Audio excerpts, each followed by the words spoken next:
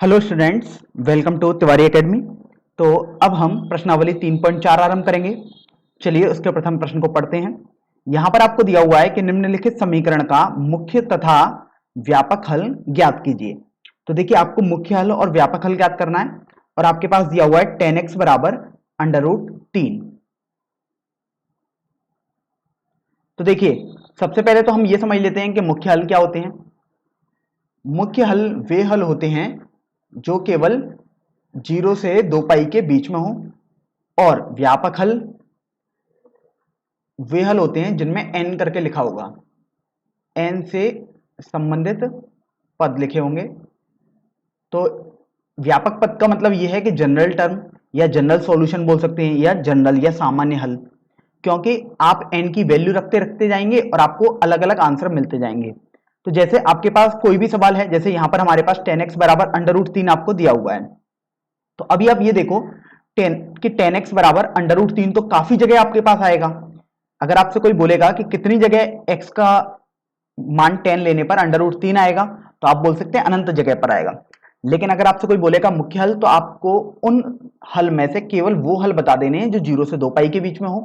अगर आपसे कोई व्यापक हल बोलता है, तो जो आप बोल रहे हैं कि अनंत पद आएंगे, आपके पास अनंत हल आएंगे, आप उनके लिए एक व्यापक हल लिख देंगे, अर्थात जो n के मान लगाने पर अलग अलग आपको मिलते जाएंगे। चलिए, तो अब इस प्रश्न को हल कर लेते हैं। यहां पर आपको दिया हुआ है tan x बराबर √3। तो अभी आप देखो कि tan x बराबर √3, अर्थात ये तो आपके पास धनात्मक है। इसका मतलब x आपके पास या तो फर्स्ट क्वाड्रेंट में होना चाहिए या थर्ड क्वाड्रेंट में, क्योंकि पहले और तीसरे चतुर्थांश में ही tan पॉजिटिव होता है।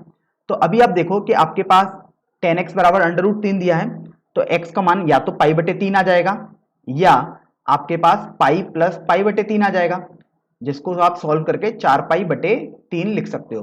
तो इसका मतलब आपके पास दो मुख्य हल हो गए, एक आ गया π/3 और एक आ जाएगा 4π/3। तो यहां पर हम लिख देते हैं मुख्य हल। अब बात आती है कि आपको व्यापक हल भी लिखने हैं। तो देखिए, आपने एक फॉर्मूला पढ़ा था व्यापक हल के लिए। यदि tan x बराबर आपके पास tan अल्फा हो, तो आप लिखोगे x बराबर n पाई प्लस अल्फा, और जहां अल्फा आपके पास कोई भी कोण हो सकता है।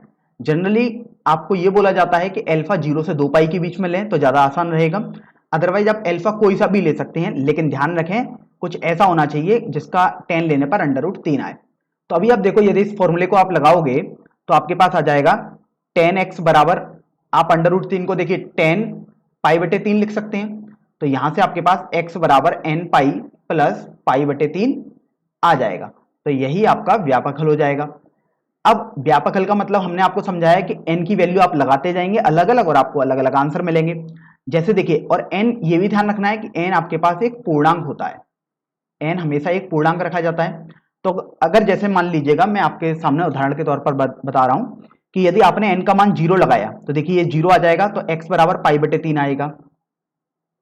अब देखिए, अगर आपने n का मान 1 लगाया तो पाई प्लस π/3 आ जाएगा। अगर आपने n का मान 2 लगाया है तो 2 पाई प्लस π/3 आ जाएगा।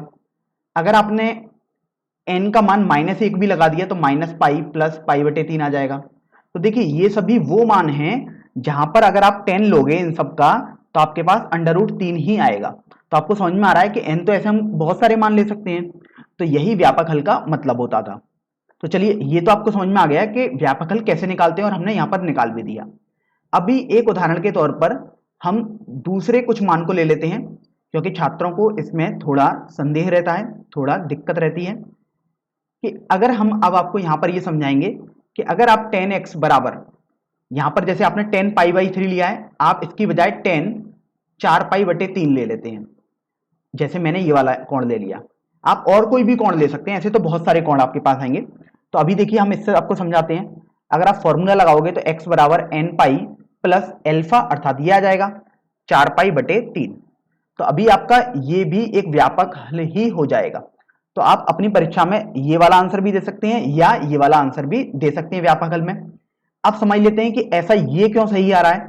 तो देखिए, अगर आपने n का मान लीजिएगा 0 लगाया, तो आपके पास 4π/3 आ जाएगा। अगर आपने n का मान -1 लगाया तो माइनस पाई प्लस 4π/3 आ जाएगा। n का मान आपने मान लीजिएगा 2 लगाया है तो 2 पाई प्लस 4π/3 आ जाएगा। अगर आपने n का मान 1 लगा दिया तो आपके पास पाई प्लस 4 पाई बटे 3 आ जाएगा। तो आप देख रहे हो आपके पास तो ऐसे बहुत सारे मान मिलेंगे। तो अभी मैंने कुछ मान आपके पास निकाले हैं। अब आप ये देखो, जैसे यहां पर n का मान 1 लगाने पर 4 पाई बटे 3 आया था, और आप सॉरी n का मान यहां पर 0 लगाने पर 4 पाई बटे 3 आया था, और यहां पर देखो आपके पास n का मान 1 लगाने पर 4 पाई बटे 3 आ रहा है। देखिए यहां पर आप देखो कि ये आप जब हल करोगे तो आपके पास पाई बटे 3 है, जो कि n का मान -1 लगाने पर आया, और आपके पास n का मान 0 लगाने पर पाई बटे 3 आया है। इसका मतलब ये हुआ कि आपके पास दोनों आंसर आपके ठीक हैं, बस अंतर क्या होगा, किसी आंसर में n बराबर 4 लगाने पर जो आंसर आएगा, किसी आंसर में n की वैल्यू कुछ और लगाने पर आंसर आ जाएगा। तो यहां से आप समझ गए कि आप चाहें यहां पर दूसरा एंगल लिखें या पाई बटे 3 लिखें या कोई और एंगल भी आप लिख सकते हैं। चलिए अब हम अगले प्रश्न पर बढ़ते हैं, प्रश्न संख्या 2 पर। तो देखिए इस प्रश्न में आपको दिया हुआ है कि निम्नलिखित समीकरण का मुख्य तथा व्यापक हल ज्ञात कीजिए, और आपको बोला गया है sec x बराबर 2। तो देखिए सबसे पहले तो आपको इतना ध्यान रखना है कि यदि आपके पास sec x, cosec x और cot x हो तो आप उनको sin, cos या tan में तुरंत बदल लीजिएगा। तो आपके पास दिया है sec x बराबर 2, अर्थात अब आप cos x लिख दोगे 1/2। तो अभी आप ये देखिए कि cos x तो यहाँ 1/2 है अर्थात धनात्मक है। इसका मतलब जो आपके पास x अर्थात जो कोण होगा या तो वो पहले चतुर्थांश में हो जाएगा या चतुर्थ चतुर्थांश में हो जाएगा। तो यहां से आपको ये समझ में आ गया। तो अब आप देखो अगर आप मान निकालोगे मुख्य हल के लिए, तो मुख्य हल तो 0 से 2 पाई के बीच में होता है। तो देखिए एक तो आपके पास आ जाएगा पाई बटे 3, और एक मान आपके पास आ जाएगा 5 पाई बटे 3, क्योंकि आप 5 पाई बटे 3 का भी यदि कॉस निकालोगे तो आपके पास 1/2 ही आएगा। तो अभी आप देखो ये आपने मुख्य हल तो निकाल दिए, अब आपको व्यापक हल निकालना है। तो देखिए cos x बराबर आप लिखोगे 1/2 को आप चाहे cos पाई बटे 3 लिखो या cos 5 पाई बटे 3, दोनों से ही आंसर आपके पास सेम आएगा। तो आपके पास ये आ गया। अब एक फॉर्मूला रिकॉल कर लेते हैं। आपने एक फॉर्मूला पढ़ा था कि cos x बराबर, यदि cos अल्फा आपको दिया हुआ तो आप x बराबर 2n pi plus minus alpha कर देंगे। तो देखिए इस फॉर्मूले का अब हम यूज करेंगे। तो देखिए आपके पास आ जाएगा x बराबर 2n पाई प्लस माइनस, अब आप ये अल्फा अर्थात पाई बटे 3 लिख देंगे। तो यहां से आपके पास ये व्यापक हल आ जाएगा। तो ये आपका आंसर हो जाएगा। अगर इसी तरीके से मान लीजिएगा कि कोई छात्र 5 पाई बटे 3 वाले को ले लेता है, अर्थात cos x बराबर cos 5 पाई बटे 3 ले लेता है, तो उसके पास आ जाएगा यहां से x बराबर 2n पाई प्लस माइनस 5 पाई बटे 3। तो ये भी आपका सही हल ही है। तो आप देखिए या तो ये भी आंसर दे सकते हैं या ये भी आंसर दे सकते हैं। हो सकता है कहीं कहीं आप अगर अपनी उत्तर पुस्तिका को जांचें, जिसके पीछे की तरफ अपने आंसर देखें पुस्तक के, तो आपको कोई और आंसर दिया हो और आपने ये आंसर लिख दिया हो।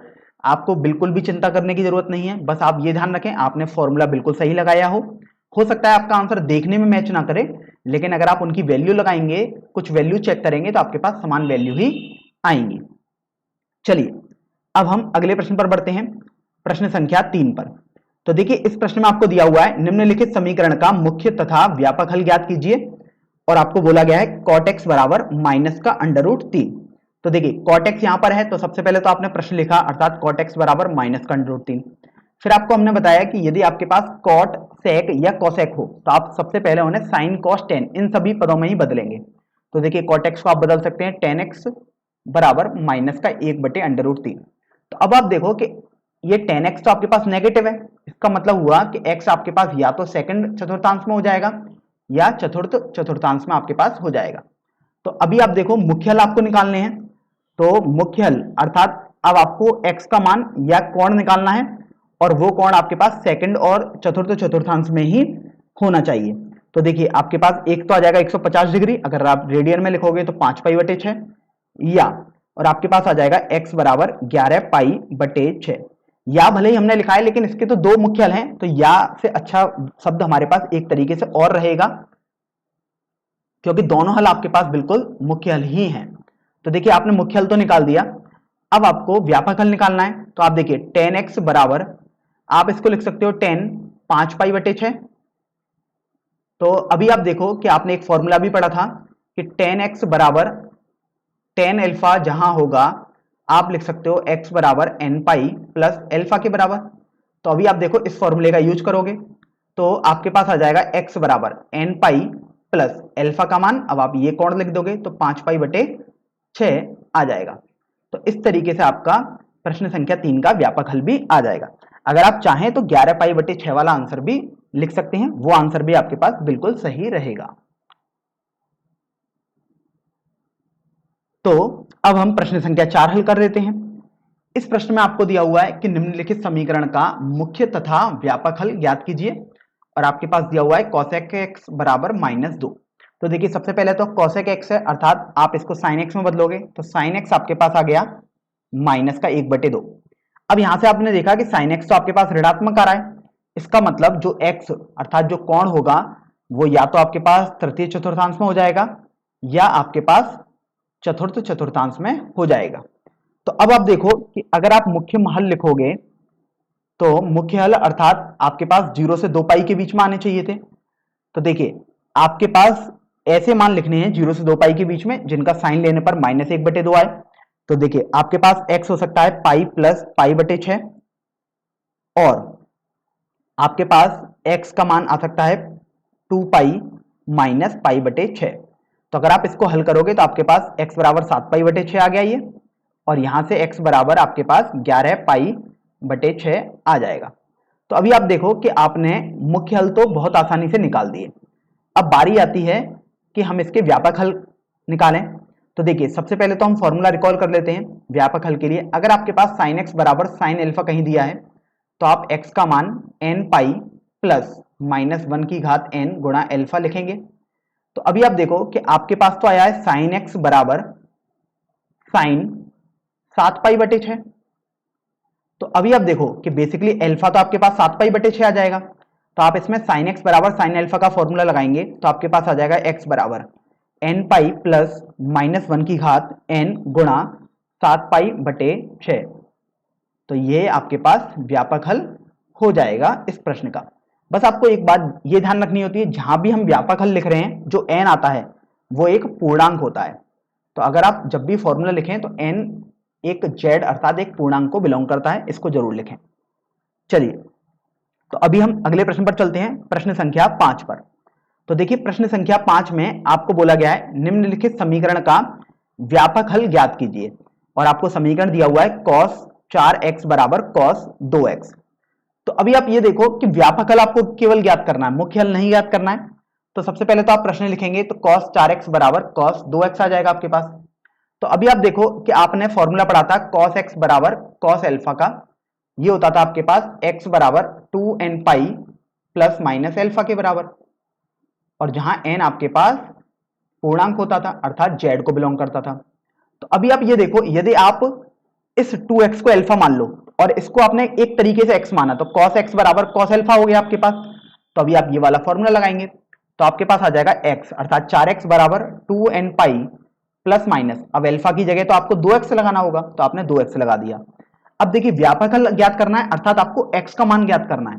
तो देखिए एक बार आप प्लस चिन्ह ले लेते हैं, तो प्लस चिन्ह यदि लेंगे आप तो 4x बराबर आपके पास आ जाएगा 2n पाई प्लस 2x, और आप देखो 2x को यदि आप बाईं तरफ पक्षांतर करोगे तो 2x बराबर 2n पाई रह जाएगा, और आपके पास x का मान n पाई आ जाएगा। और ध्यान रखें यहां पर n आपके पास एक इंटीजर होता है अर्थात पूर्णांक होता है। अब बात आती है कि हमने अभी प्लस चिन्ह को तो ले लिया, अब हम माइनस चिन्ह को लेकर भी इसको सॉल्व करेंगे। तो अगर आपने माइनस चिन्ह लिया है तो 4x बराबर 2n पाई माइनस 2x आ जाएगा। तो देखिए अब हम माइनस 2x को बाईं तरफ पक्षांतर करेंगे तो आपके पास 4x प्लस 2x आ जाएगा अर्थात 6x बराबर 2n पाई आ जाएगा, और आप देखिए x का मान आपके पास n पाई बटे 3 आ जाएगा, और यहां पर भी आपके पास n एक पूर्णांक ही रहेगा, n हर जगह एक पूर्णांक ही रहेगा। तो आपके पास व्यापक हल आ गए x बराबर n पाई और x बराबर n पाई बटे 3। अब यहां पर ये आपके पास बिल्कुल सही आंसर आ चुका है। अब हम एक दूसरे मेथड से, मेथड बल्कि दूसरा नहीं है जिसमें छात्रों को थोड़ा संदेह रहता है या कंफ्यूजन होता है, उस मेथड से भी बता देते हैं। कुछ छात्र ऐसा सोच सकते हैं कि यदि हम cos 2x बराबर cos 4x लिखें तब क्या होगा। तो अभी हमने देखिए ये लिख दिया, अब हमारे पास cos 2x बराबर cos 4x तो लिखा हुआ है।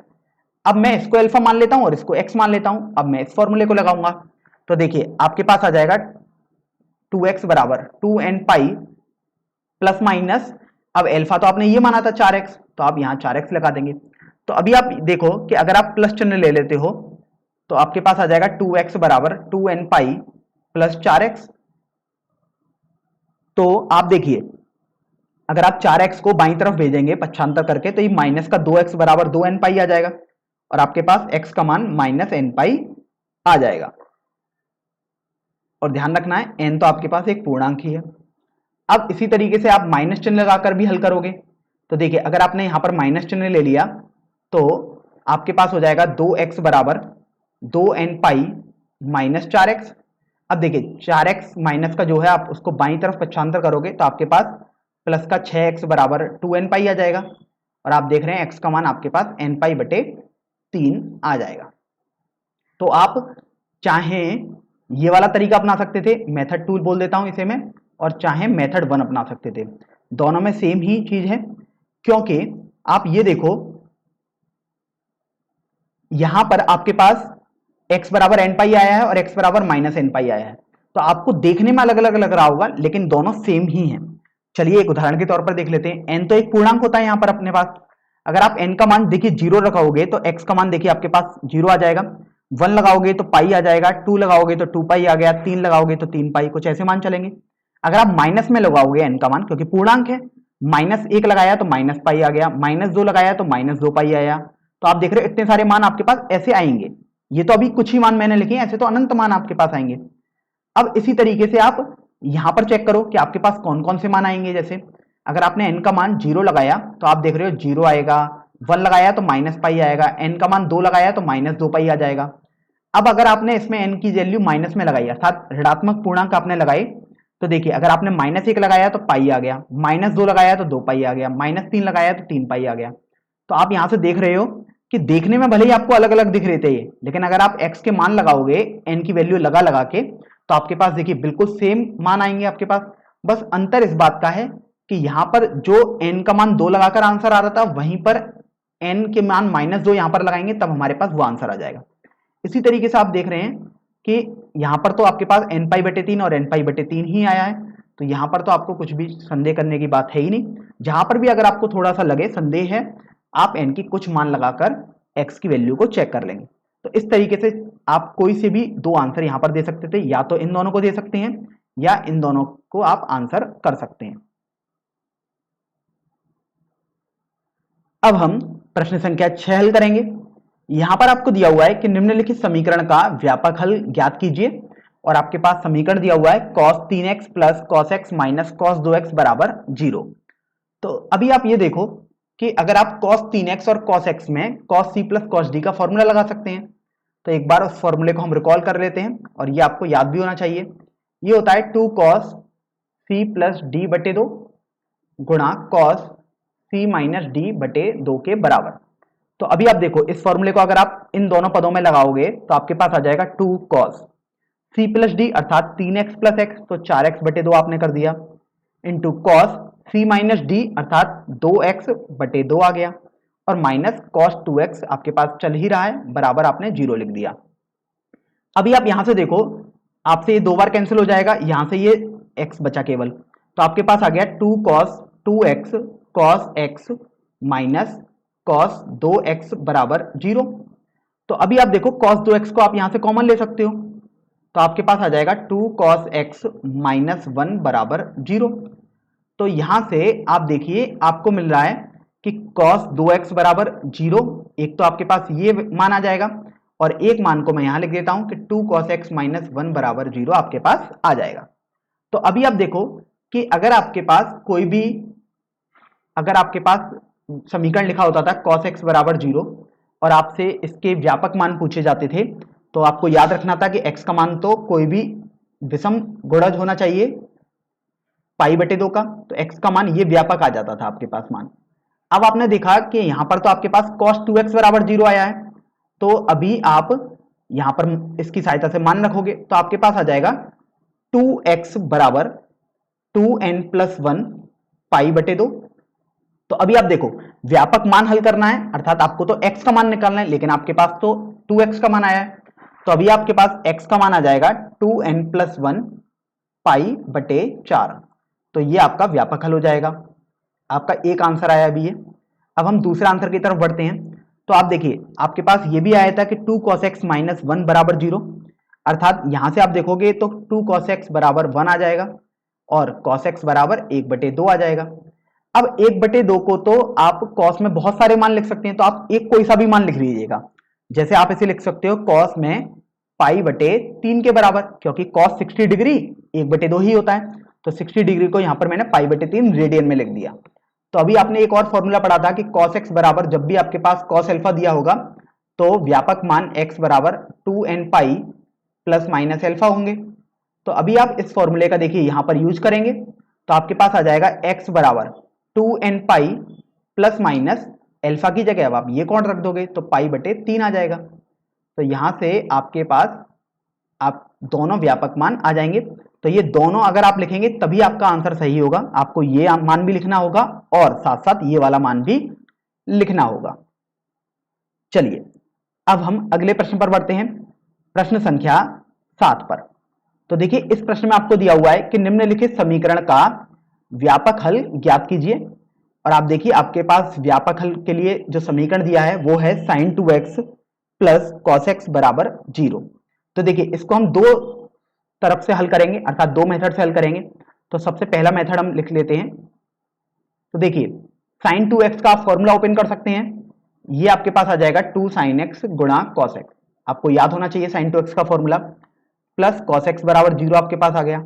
तो अभी आप देखो कि आप cos x को तो कॉमन ले सकते हैं यहां से, तो cos x यदि आप कॉमन लोगे तो आपके पास कोष्टक में बचेगा 2 sin x प्लस 1 बराबर 0, और यहां से आपको देखिए एक बार तो आपको मिल जाएगा cos x बराबर 0, और एक बार जब आप मान निकालोगे तो 2 sin x प्लस 1 बराबर 0 मिल जाएगा, अर्थात sin x बराबर 2 का गुणा -1 के बराबर हो जाएगा। और देखिए आपको sin x का मान -1/2 मिल जाएगा। तो देखिए यहां पर हम कुछ फॉर्मूले रिकॉल कर लेते हैं। जब भी आपको cos x बराबर 0 दिया हो, इसका मतलब x π/2 का विषम गुणज होता है। तो यहां पर मैं /2 को पाई के साथ लिखूंगा तो ज्यादा आपको समझ में आएगा। देखिए π/2 का विषम गुणज, क्योंकि ये विषम संख्या ही है। आपको एक तो ये फॉर्मूला याद करना था, और दूसरा फॉर्मूला आपने पढ़ा था कि sin x बराबर, अगर आपको sin अल्फा है दिया हुआ है तो व्यापक मान आप x बराबर n पाई प्लस -1 की पावर n इंटू अल्फा लिखोगे।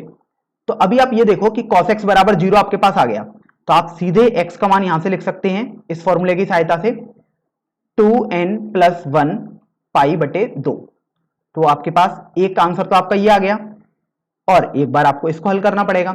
तो आपको दिया हुआ है sin x बराबर -1/2, अर्थात अब आपको sin x बराबर -1/2 को आपको साइन के टर्म्स में लिखना है कि ऐसा कौन सा कोण है जिस पर साइन -1/2 आ जाता है। तो आपको मिलेगा वो तो आपके पास 7 π/6 आएगा। तो आपने -1/2 को 7 π/6 लिख दिया साइन में। तो अभी आप देखो इस फॉर्मूले का यदि आप यूज करोगे तो आपके पास आ जाएगा x बराबर n पाई प्लस -1 की पावर n इंटू 7 π/6। तो देखिए यहां से आपका ये आंसर आ जाएगा। अब यहां पर ये दोनों आपके आंसर बिल्कुल ठीक हैं, बस यहां पर मैं आपको ये समझाना चाह रहा हूं कि अगर कुछ छात्र इसको 7 π/6 के बाद ये ना लिखकर वो लिख सकते थे sin x बराबर साइन, अब देखिए 1/2 आपके पास होता है π/6, तो आपने π/6 लिखा, लेकिन यहां तो माइनस है तो आपने यहां पर माइनस कर दिया, तो साइन -π/6 भी लिख सकते थे। अगर आप इसको हल करोगे तो आपके पास आ जाएगा x बराबर n पाई प्लस -1 की पावर n इंटू -π/6। तो देखिए आपने अगर ये वाला आंसर लिख दिया इसके बजाय ये वाला आंसर लिख दिया तो भी आपका बिल्कुल सही है। तो आप इन दोनों में से एक वैल्यू लिखेंगे और एक वैल्यू आप ये लिखेंगे, तब आपका पूरा आंसर सही माना जाएगा। चलिए एक मेथड से तो हमने इस प्रश्न को सीख लिया, अब हम दूसरे मेथड से इस प्रश्न को सीखते हैं। तो देखिए आपको दिया हुआ था कि sin 2x बराबर प्लस cos x बराबर 0, आपको ये दिया हुआ था। तो अभी आप ये देखो कि आप लिख सकते हो cos x बराबर माइनस sin 2x। तो आप देखिए cos x बराबर अब आप इस साइन माइनस साइन 2x को कॉस में पाई बटे 2 प्लस 2x लिख सकते हैं। तो आप देखिए अगर आप इसको हल करोगे तो माइनस साइन 2x ही आएगा। तो ये तो थोड़ा आपको सोचना ही पड़ेगा। तो अब आप देखो कि आप cos x बराबर cos एल्फा का फॉर्मूला लगाएंगे तो आपके पास x होता था 2n pi plus minus alpha के बराबर। तो देखिए यहां से आपके पास आ जाएगा x बराबर 2n पाई प्लस माइनस, अब आप एल्फा का मान ये रख देंगे पाई बटे 2 प्लस 2x। तो आपने देखा कि x का मान जब आपने लिखा तो वो तो x के पदों में ही आ गया, और व्यापक हल निकालना है अर्थात आपको तो x का मान निकालना होता है। तो देखिए सबसे पहले आप प्लस चिन्ह को ओपन करेंगे तो आपके पास आ जाएगा x बराबर 2n पाई प्लस पाई बटे 2 प्लस 2x। तो देखिए अगर आप 2x को बाईं तरफ ले जाएंगे पक्षांतर करके तो आपके पास माइनस का x बराबर 2n पाई प्लस पाई बटे 2 आ जाएगा, और यहां से आपके पास x का मान minus 2n pi minus pi बटे 2 आ जाएगा। तो एक तो आपका ये आंसर आ गया। दूसरा, अगर आप माइनस चिन्ह को यहां पर कंसीडर करते तो देखिए तब हम लिखते हैं तो आपके पास आ जाता है x बराबर 2n पाई माइनस पाई बटे 2 माइनस 2x, क्योंकि अंदर कोष्टक तो ओपन हो जाएगा तो चिन्ह बदल जाएंगे आपके पास। तो अभी आप देखो माइनस 2x को अगर आप बाईं तरफ पक्षांतर करोगे तो आपके पास 3x बराबर 2n पाई माइनस पाई बटे 2 आ जाएगा, और यहां से आपके पास x का मान 2n पाई बटे 3 माइनस पाई बटे 6 आ जाएगा। तो आप ये वाला आंसर भी अपने आंसर में दे सकते हैं। तो आप चाहे मेथड 1 अपनाएं चाहे मेथड 2 अपनाएं, हो सकता है आपको आंसर देखने में बिल्कुल अलग अलग लगे, लेकिन अगर आपने फॉर्मूले बिल्कुल सही लगाए हैं तो आप बिल्कुल बेफिक्र रहें, आपका उत्तर बिल्कुल सही है। अब हम प्रश्न संख्या 8 हल करते हैं। यहां पर आपको दिया हुआ है कि निम्नलिखित समीकरण का व्यापक हल ज्ञात कीजिए, और देखिए आपको समीकरण दिया हुआ है sec स्क्वायर 2x बराबर 1 माइनस टेन 2x। तो देखिए सबसे पहले इसको यदि आपको हल करना है तो आपने एक फॉर्मूला पढ़ा था कि sec स्क्वायर थीटा बराबर 1 प्लस टेन स्क्वायर थीटा। ये आपके पास एक त्रिकोणमितीय सरलसमीका आपने पढ़ी थी। तो अभी आप इसका सहायता लेंगे और देखिए आप इसको लिख सकते हैं 1 प्लस टेन स्क्वायर 2x बराबर 1 माइनस टेन 2x। तो देखिए यदि आप गौर करेंगे तो देखिए 1 दाईं तरफ भी है और बाईं तरफ भी है, तो ये आपके पास कैंसिल हो जाएगा और आपके पास आ जाएगा ten square 2x plus ten 2x equal to 0। तो अभी आप देखो अगर आप टेन 2x को यहां से कॉमन ले सकते हैं, तो अगर आप कॉमन लेंगे टेन 2x तो आपके पास आ जाएगा ten 2x plus 1 equal to 0। तो देखिए यहां से आपके पास दो मान मिले, एक तो आपको मिला टेन 2x बराबर 0 या आपको मिल रहा है ten 2x plus 1 equal to 0। तो देखिए यहां से टेन 2x बराबर 0 रहा, तो एक फॉर्मूला और देख लेते हैं। आपने पढ़ा था यदि आपके पास टेन x इक्वल टू 0 हो तो आपने पढ़ा था कि x n पाई के बराबर आएगा, जहां आपके पास n एक इंटीजर रहता है, अर्थात ये आप बोल सकते हो z रहता है, z भी तो एक इंटीजर या पूर्णांक को ही रिप्रेजेंट करते हैं। तो देखिए यहां से आपके पास हो जाएगा 2x बराबर n पाई, और देखिए x बराबर आपके पास आ जाएगा n पाई बटे 2। तो यहां से आपके पास ये आंसर आ गया। अब एक बार आप इस समीकरण को हल करेंगे तो देखिए आपके पास यहां से आ जाएगा टेन 2x बराबर माइनस 1।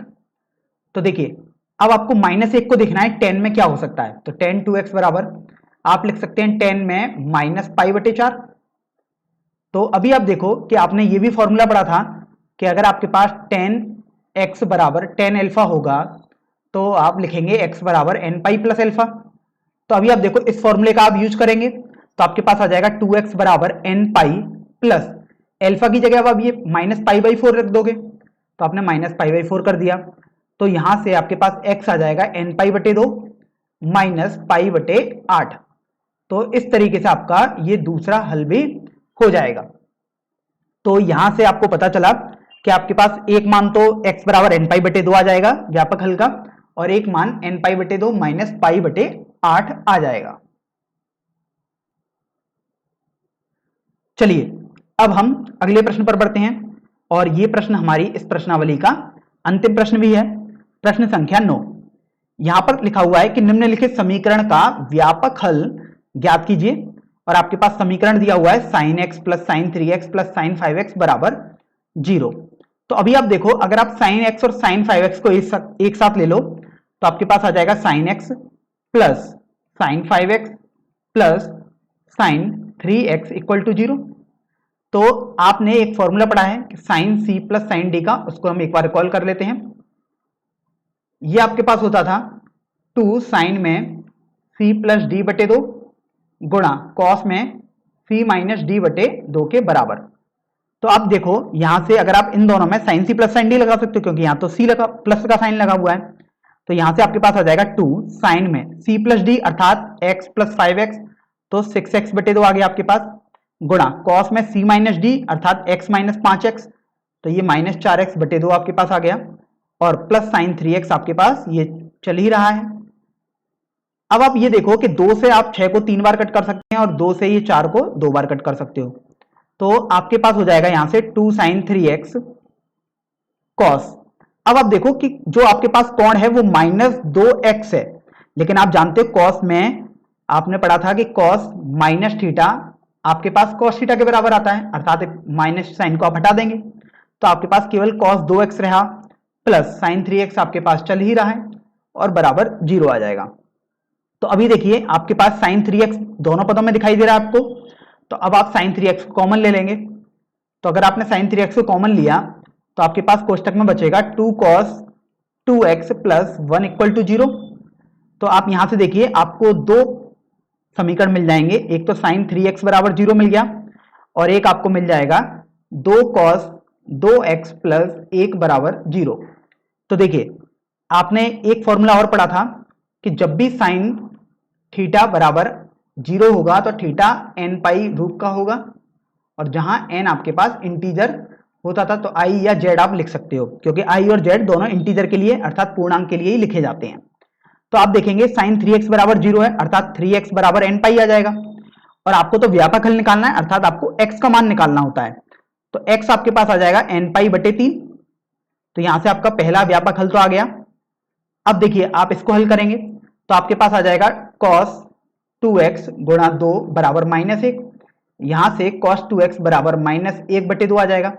तो अब आपको cos थीटा की फॉर्म में माइनस 1 बटे 2 को लिखना होगा, तो cos 2x बराबर, देखिए आप इसको लिख सकते हो cos 120 डिग्री अर्थात रेडियन में लिखोगे तो 2 पाई अपॉन 3 आ गया, और फिर आपने cos x बराबर cos अल्फा का फॉर्मूला पढ़ा था, ये हो जाएगा 2x बराबर 2n pi plus minus alpha होता था, तो अल्फा तो आप 2 पाई बटे 3 लगा दोगे। अब देखिए आपको तो x का मान निकालना है, लेकिन यहां तो 2x आया है, अर्थात आप करोगे x बराबर, अब आप 2 से भाग कर दोगे दाईं पक्ष में, तो 2n पाई बटे 2 प्लस माइनस 2 पाई बटे 2 गुणा 3 आ जाएगा आपके पास। तो देखिए 2 से 2 कट गया, 2 से 2 ये भी कट जाएगा आपके पास, और आपके पास बच जाएगा x बराबर n pi plus minus pi बटे 3। तो इस तरीके से आपका ये प्रश्न भी हल हो जाएगा।